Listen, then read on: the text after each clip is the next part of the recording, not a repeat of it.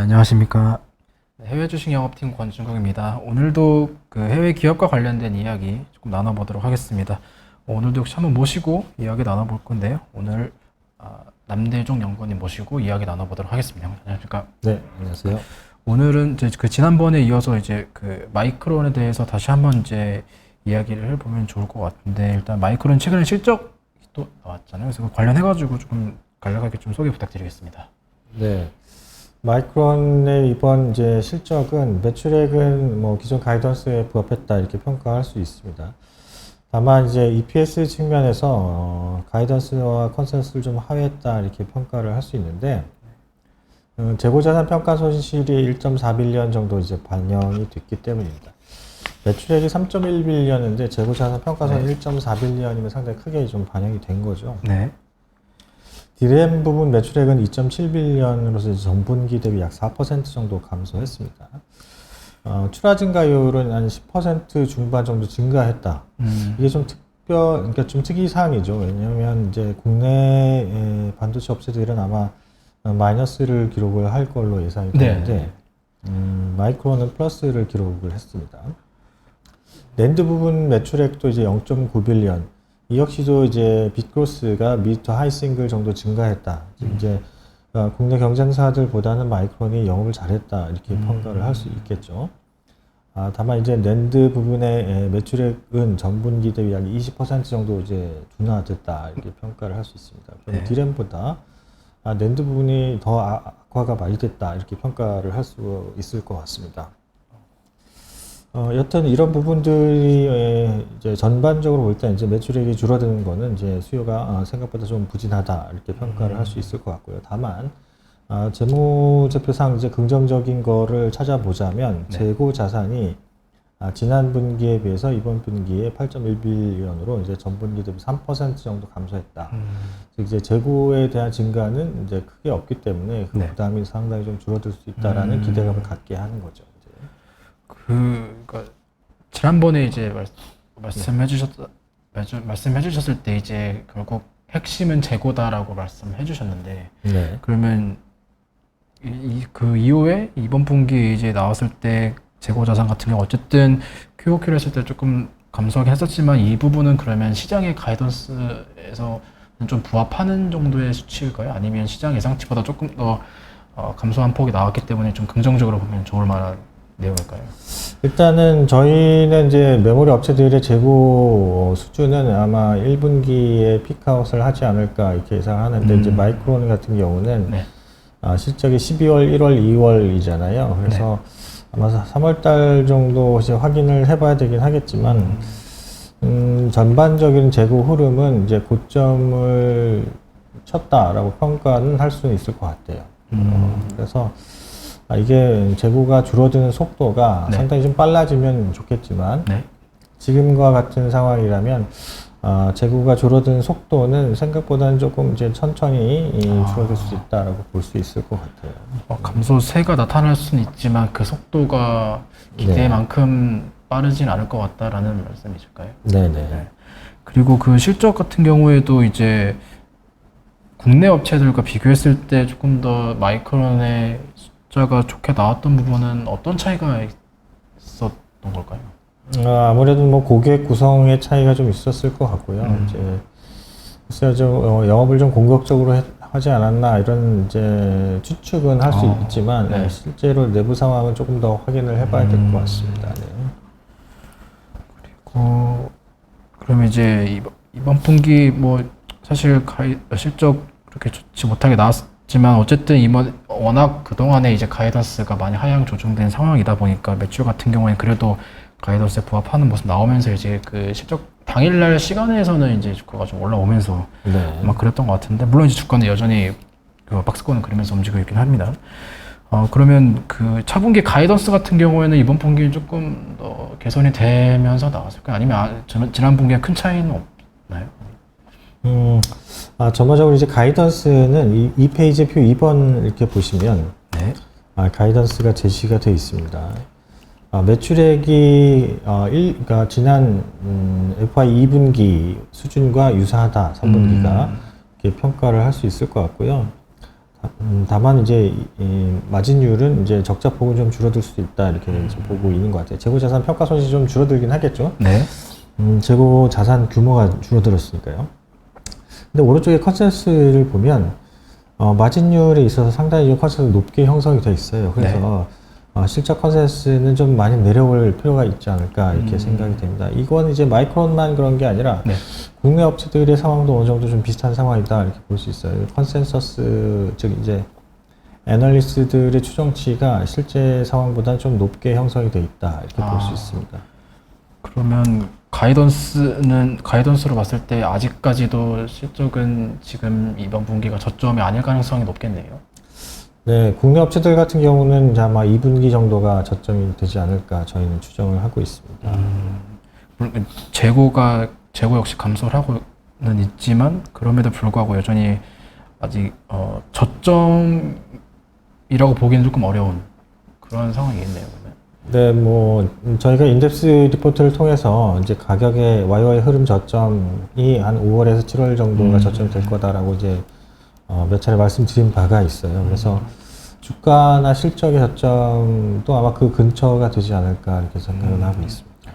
그럼 약간 그 공급과 수요 측면을 조금 나눠서 봤을 때 이제 지난번에 그 선도 업체들의 그 공급 축소, 공급 조절이 이 재고의 추이에 있어서 좀 중요하다라고 말씀을 해주던 것 같은데 그러면 선도 업체들의 그 공급망과 관련된 조금 뭐 새로운 이슈들이 이후에 좀 나왔을까요? 아니면 아직까지 뭐 이렇게 특별하게 변화되어 있는 거는 파악이 되지 않고요.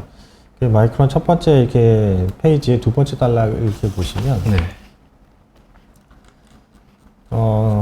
실적 발표하면서 마이크론이 이제 시장이 어떻게 변했고 우리는 어떻게 대응 방안을 이제 변경해서 하고 있는지 설명해 놓은 게 있어요. 일단은 이제 중요한 거는 첫 번째가 올해 캘린더 이어로 2023년에 수요 비크로스, 수요 성장률을 디램은 기존의 10%에서 5% 정도로 이제 줄였다. 즉 수요가 기대보다 좀 못하다라고 이제 볼 수 있겠죠. 랜드도 마찬가지입니다. 플러스 20%에서 이제 로틴 플러스로 이제 전환을 이제 변경을 했으니까 이 역시도 기존 기대치보다 한 절반 정도 좀 수요가 줄어드는 것 같다 이렇게 볼 수 있을 것 같아요. 그럼 수요는 아직도 계속해서 조금 더 안 좋아지고 있는. 원래 예상치가 조금 더 공격적이었죠. 그게 이제 점점 이제 현실화되고 있으면서 사실 이제 사업 계획을 짤 때 업체들은 하반기를 더 좋게 짜는 경향이 있죠. 그런데 1분기 상황이 너무 낮으니까 전반적인 목표를 하향 조정할 필요가 생기는 거죠. 이제. 그렇다면 사실 그 연초에 반도체 업체들의 물론 시장도 조금 그랬습니다. 반도체 기업들의 주가가 작년에 이제 계속 빠지다가 이제 조금 일부 반등을 했었던 게 뭐 어떻게 보면 시장이 이런 올해에 대한 기대감을 조금 미리 선반영하는 것이 아닌가라는 이야기들이 많았었는데 결국엔 어쨌든 현 상황이 아직도 저점이라고 보기 어려운 이런 숫자들이 계속적으로 발표가 되다 보니까 주가가 여전히 조금 좋지 못한 좀 그런 상황인 것 같은데 그럼 혹시 그럼 수요 측면에서 조금 더 봤을 때 그러면 뭐 세트 업체들의 아직 수요 회복 가능성 이런 거는 좀 어떻게 보시는지? 하반기 수요는 상반기보다는 개선이 될 걸로 예상은 합니다. 그런데 이제 어플리케이션별로 좀 다른 부분들이 있겠죠. 재고 측면에서는 이제 스마트폰 업체들의 메모리 재고는 상당히 좀 낮은 수준, 적정 수준까지 내려왔는데 하이퍼스케일러들이나 뭐 일부 PC 모듈러 하는 이제 모듈 하우스 같은 업체들은 여전히 높은 수준의 재고를 가지고 있어서 하반기에 스마트폰 및 PC 쪽에서 수요가 개선된다 하더라도 서버 쪽이나 뭐 하이퍼스케일러 이런 쪽에서는 수요가 둔화된다면 이제 서로 수요가 상쇄돼 버리는 거죠. 그래서 제가 볼 때는 기대치를 너무 높게 가져가는 것은 조금 아닌 것 같다 이렇게 좀 보고는 있습니다. 여전히 마이크론 그렇다 이런 반도체는 조금 더 보수적으로 보는 게 조금 좋은 그런 상황인 것 같고요. 그러면 다음 분기에 이제 저희가 또 이 마이크론에 대해서 좀 주목해볼 만한 수치나 내용은 좀 어떤 게 있을까요? 네. 아까 그 두 번째 단락을 이어서 설명을 드리는 게 좀 더 중요하다 이렇게 보는데요. 그래서 수요가 생각보다 부진하니 네. 마이크론이 이렇게 대응하고 있다 이런 내용인데 아, 두 번째 이제 캐펙스 그러니까 설비 투자 규모죠. 원래는 7에서 7.5빌리언 쓰려고 했는데 네. 맥스 7빌리언 정도 2024년에도 계속해서 이제 설비 투자는 좀 이제 보수적으로 대응하겠다 이런 뜻이고요. 네.